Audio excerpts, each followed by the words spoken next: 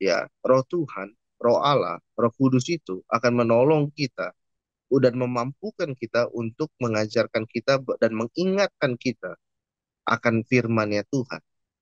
Nah, maka orang Kristen bertindak itu harus pada pengaplikasian dari Biblika. Itu sangat penting.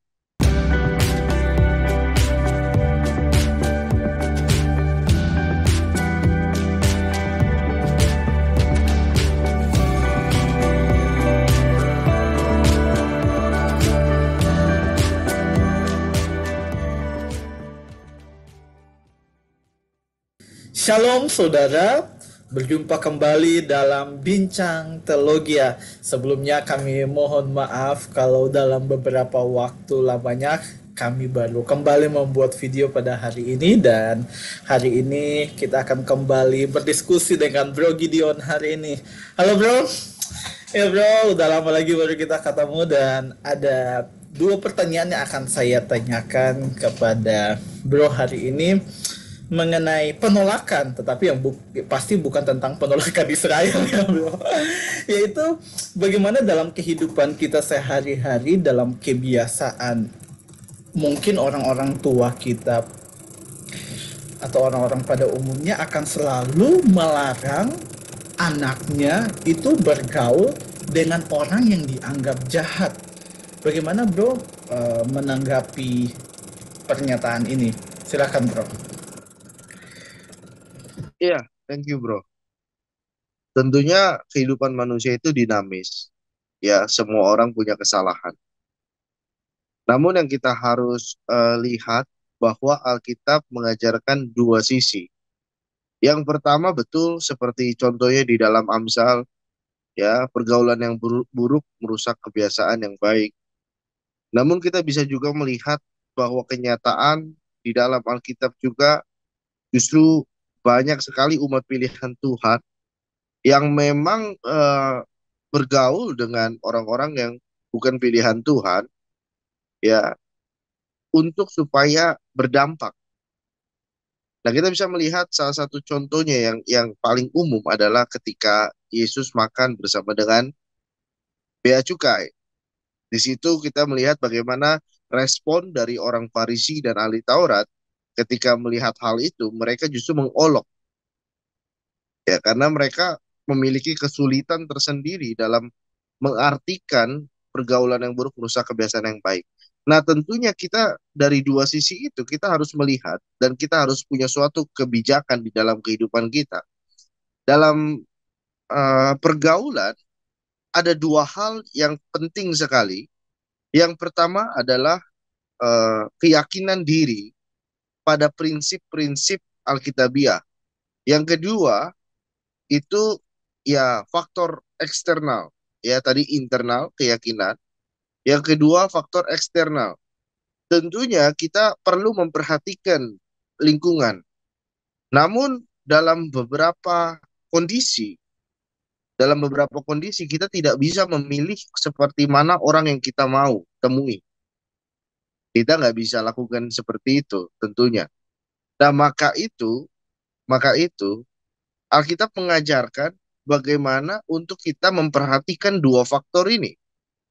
Meskipun Yesus bertemu dengan seorang pendosa seperti penzina, bea cukai, dan sebagainya, tetapi kita bisa melihat internal diri Yesus, ya Allah yang menghampiri kita, itu tentunya internalnya dia sangat sempurna, sehingga ya mau datang ke orang manapun tetap ya dia tidak menjadi masalah. Nah, ya, yang menjadi masalah adalah ketika faktor internal itu tidak kuat, keyakinan diri, prinsip-prinsip Alkitabiah tidak kuat. Nah, maka Alkitab berkata jangan bergaul itu artinya memiliki hubungan sehingga kita yang umat pilihan Tuhan terseret dengan sesuatu hal yang menyimpang dari prinsip-prinsip Alkitabiah. Bukan berarti tidak boleh berteman. Nah, karena kalau kita menggunakan bahasa Indonesia saja, bergaul itu seperti berteman, ya. Tapi beda di dalam bahasa asli bahwa bergaul itu memiliki hubungan, yang sangat erat.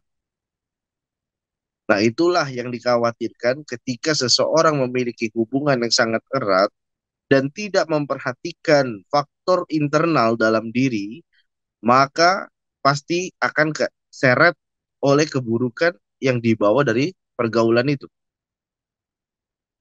Itu. Jadi menurut saya boleh tidak kita berteman dengan orang yang memang melakukan kejahatan. Berteman itu boleh sama siapa aja. Tetapi pastikan dua hal tadi, bahwa yang pertama, internal diri pada prinsip-prinsip Alkitabiah itu kuat fondasinya. Sehingga bukan dia yang memberi dampak pada Anda yang memberi dampak pada orang yang tidak baik. Yang kedua, faktor eksternal itu, ya, itu diperhatikan ketika kita mau menjalin hubungan, ya, menjalin hubungan yang lebih lanjut, bukan sekedar teman, namun lebih daripada teman seperti kerabat, ya, partner yang berkelanjutan. Nah, itu perlu diperhatikan. Kira-kira seperti itu. Ya, bro. Thank you. Ya bro, pertanyaan yang kedua bro. Saya tuh beberapa kali menemukan orang ketika punya masalah dengan sesamanya, dia selalu bilang, ya saya sudah memaafkan atau saya sudah mengampuni. Tetapi dia memilih untuk tidak bergaul atau tidak melakukan kebiasaan-kebiasaan seperti sebelum-sebelumnya dengan orang tersebut. Bagaimana bro menanggapi hal tersebut? Apakah memang betul-betul sudah memaafkan atau seperti apa bro? Silahkan bro. Ya, tentunya kita melihat dari dua sisi sebagai umat yang memeluk keyakinan, kita melihat dari dua sisi ya. Yang pertama, sisi dari manusia, yaitu ketika memang disakiti secara wajar sekali, emosional dan rasa menutup diri dari orang tersebut itu ada. Tetapi kita tidak hidup di alam semesta ini sendiri, tidak natur manusia saja, tetapi ada natur Allah. Nah, maka itu ketika Allah yang menciptakan kita, maka dia yang punya kuasa untuk menentukan yang benar dan yang salah. Nah, bagaimana kita memiliki pola pikir yang benar dengan pemikiran antara bagaimana hubungan kita dengan Allah, itu kita berlakukan. Nah, salah satu contohnya di dalam Alkitab, ya, kita sebagai orang Kristen, Allah menghampiri kita ketika kita itu dalam keberdosaan kita. Jadi natur manusia sudah berabad-abad tidak ada satupun manusia yang sempurna. Dan Allah yang menghampiri kita pada saat kita berdosa. Kalau kita mau katakan, kita berdosa menyakiti dia. Kita merusak gambaran yang Tuhan ciptakan yang begitu sempurna. Dia ketika menciptakan manusia bukan asal jadi, bukan sebagai teater atau panggung yang dia nikmati, bukan. Tetapi ketika dia menciptakan suatu karya, dan mahakaryanya adalah manusia sebagai puncak dari ciptaan di dunia ini, ya, dia punya suatu kesempurnaan pada ciptaan itu. Nah, kita sebagai manusia, natur manusialah yang merusak manusia sendiri. Nah, Tuhan sakit nggak seperti itu? Sakit dong mahakaryanya, ya. Tetapi apa yang dilakukan oleh Tuhan adalah tetap mengasihi. Bahkan bukan hanya bilang saya mengasihi kamu, tetapi bertindak lebih jauh untuk menyatakan kasihnya. Maka itu ketika ada orang yang berbuat salah sama kita, itu sama seperti diri kita dengan Tuhan. Ketika kita nggak sulit sekali memaafkan orang itu, atau di mulut bilangnya maafin, tetapi nyatanya ya seperti bro tadi bilang, nggak bisa melakukan kebiasaan seperti biasanya dan sebagainya, ya, itu adalah proses yang harus dilakukan dengan cara merenungkan diri bagaimana kita diampuni dan dikasihi oleh Allah. Dengan beribu alasan orang itu menyakiti saya, orang itu jahat sama saya, dengan beribu alasan itu sama juga kita juga jahat sama Tuhan. kita juga menyakiti Tuhan. Itu hal yang sama. Tapi kita mau diampuni oleh Tuhan dan mendapat rahmatnya Tuhan. Sedangkan mengapa kita tidak mengampuni dan bertindak lebih lanjut untuk menyatakan kasih kita kepada sesama.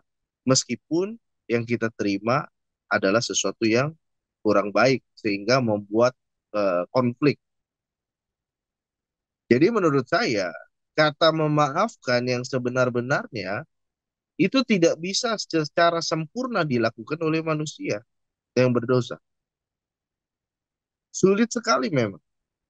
Tetapi kita belajar untuk sampai pada kesempurnaan itu dengan cara melatih kita punya keyakinan, ya, melatih keyakinan kita kepada firman Tuhan dan lakukan itu, praktekkan, gitu ya. Maka Yesus pernah bilang seperti ini, apakah jasamu ketika kamu berbuat baik dengan orang yang baik kepada kamu?